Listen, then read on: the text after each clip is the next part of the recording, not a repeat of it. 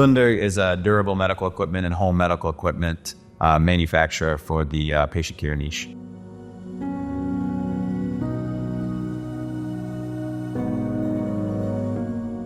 My name is Sean Higgins. I'm one of the co-founders, and I'm from Maine, USA. Hi, I'm Ignacio. I'm originally from Spain, and I'm one of the founders of Lunderg. So it was back in China. I think it was 7-8 years ago. Both of us went to an e-commerce event, and I met Sean, and he was at the time exiting his first business.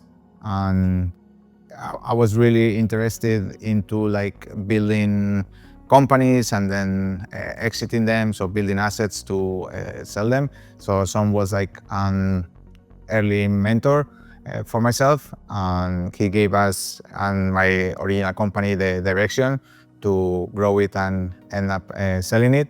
And also during that process, we decided to partner and create one company together that we also exit before we then created Lunderg.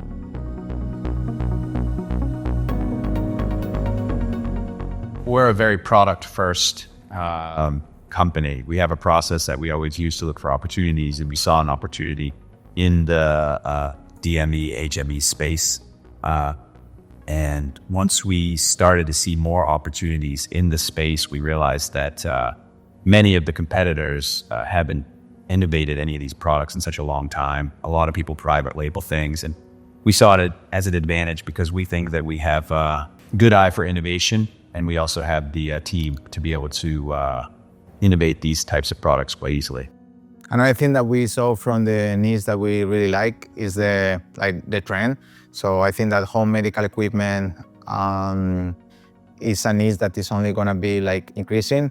We have a more elder population, and also now people want to stay home instead of going to a nursery home for a longer period of time. So many of our products, or the products that we started at the beginning, they were helping to be more independent.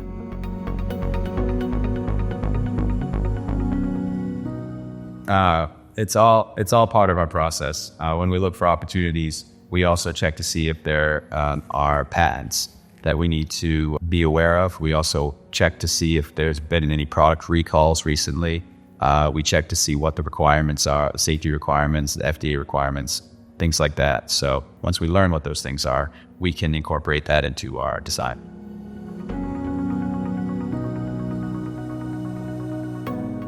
I think that many times we work with different design houses that they help us to design our products.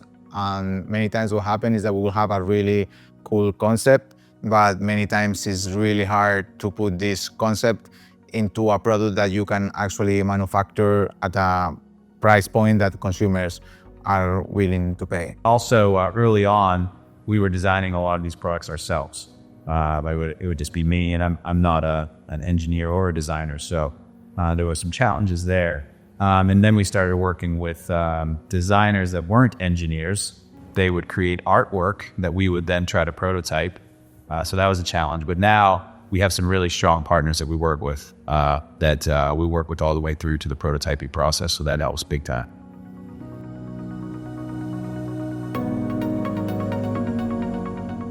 Well, we started down this EOS path when we joined MDS about 2 years ago, and we developed our core values.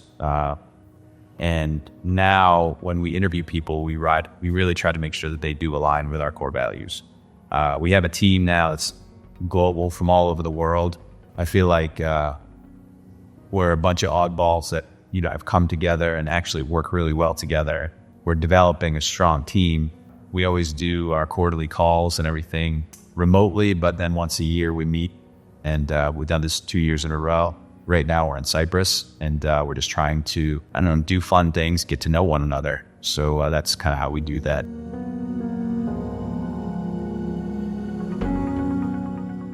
I guess I have a whole bunch of ways to answer this question, but probably one that kind of sums it up is we were in Miami, and we were at dinner one night, and I'm American. I think I look kind of very American. He's European. I think he's like, kind of a premium European guy here. Loves his fashions and this everything.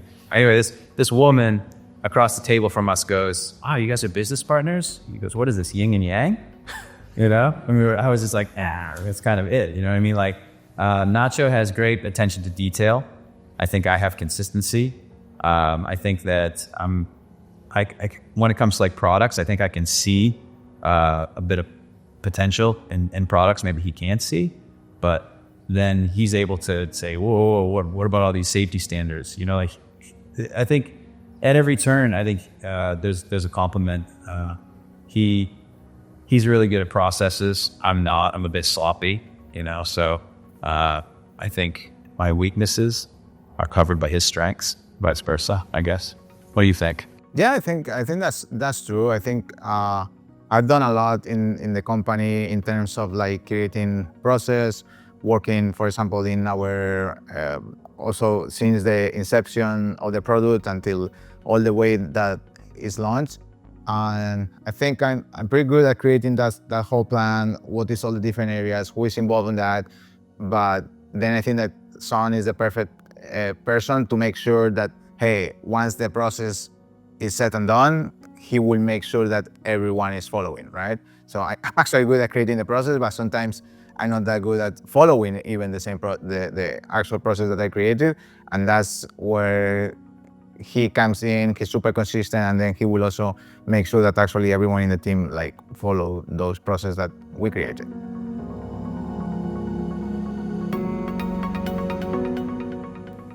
Customer feedback is vital for our business. It's really good that we can go to market really quick and then we can fail fast. That's actually a great thing. It's not like we fail a lot, but either you succeed fast or you fail fast. That's kind of the position you want to be in. Once we launch products, we can get feedback directly from the customer. We've worked with customers to design products. The way we do our research to find opportunities is based on what customers are saying. Really, it's essential to our process. Yeah, I think that we take feedback, even what Sam was saying, even from before the product is created. So it would be when we want to launch or create a new product, we'll basically go into the product, see the category, and then actually read thousands and thousands of competitor product reviews to try to analyze, what people like about the products, what people dislike. And even sometimes maybe kind of like, because many times customers, they will not tell you exactly what they want, right? So we need to kind of like really try to understand which problem we are trying to solve, or like even solve problems that customers, they don't even know they have it. And that all comes from reading the feedback. So super important for us. I really like to surf. I like to ski. I like to, exercise. I guess maybe with all those things, if you want to be good at them or you want them to have the impact you're looking for, you have to be consistent. And I think I'm pretty consistent, like you said.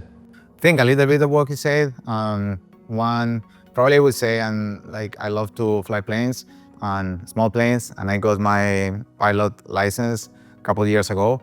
One of the things that we do as pilots, we will always have a checklist, right? So we are always reading the checklist before starting the engine, before doing different processes, right? So now and they are super important, right? And those checklists are the ones that make sure that you don't get into potential problems, right? So I think that I try to pass a lot of that into the business. And I think that helps also to build a stronger process and to make sure that the core things of the business, they all keep working like a plane, right?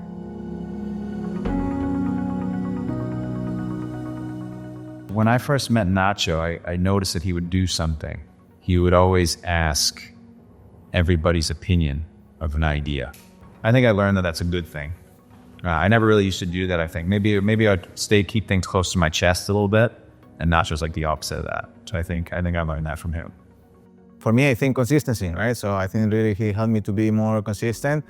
I also remember that first time I met him, I think I used to wake up like 9:30 in the morning, now I went from that to waking up 5 or 5:30 and actually loving it. So, which has helped me a lot also to be way more productive.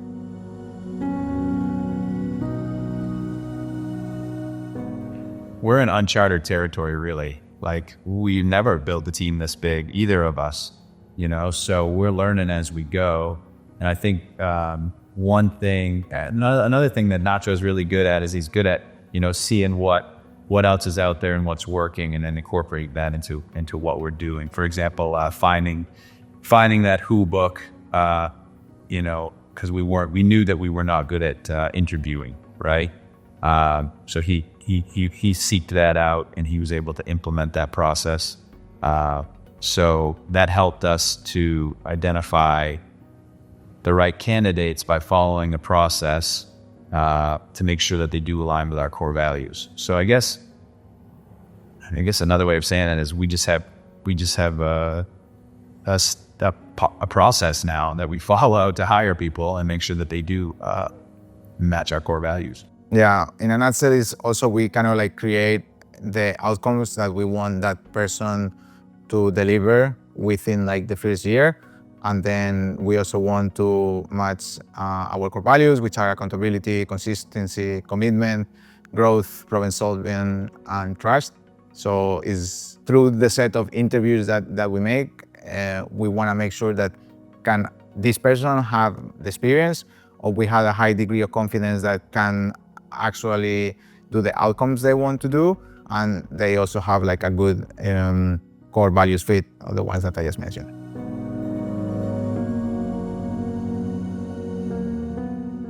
I think that me and Nacho realize the importance of people.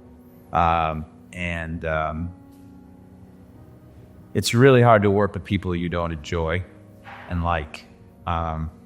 Also, we like to create these opportunities for the people that work for us. I mean, if you can bring your team to, Dubai like last year, or Cyprus this year, I don't know where we're going to go next year, but if you can bring people together and you can experience different things, I mean, that's kind of like that makes me feel good. So, and I think it also makes him feel good. So it's like, we like to see our people enjoying the experiences we can create for them. We like to see he's got a family, I had a family. We like to see people that have families, have fun with their families. We like to see our team get together on their own and have fun that way. I mean, I don't know. I think we really like to see our teams happy versus seeing them only produce a certain outcome. I think that it's kind of a balancing act, I guess. We like to empower our people. So like even with some of our employees that they want to keep like growing in the company, so we will sit down with them, even like brainstorm with them about like how a future role within the company will look like, and then kind of seeing like, where they are lacking, where can we help them. We help them at times, for example, to get training. At times we help them to take courses into different areas that they will actually like to enjoy. So I think to help people to actually grow within their role or grow their own skills, that would like not only help the company, but also help them wherever they are in the future. So I think like that's important. And I think our philosophy is really like give more, get more, right? So I really believe on like giving more and not really just doing for counting to receive back. And I think that in life, wherever you do, like it always comes back. So I really think that our employees can feel that. And I think like at every turn that we have an opportunity to do something nice for them, I think we always choose the nice thing, where many other companies will not do that. And some small things can mean a lot for a lot of people. So I think that's something that we take into consideration.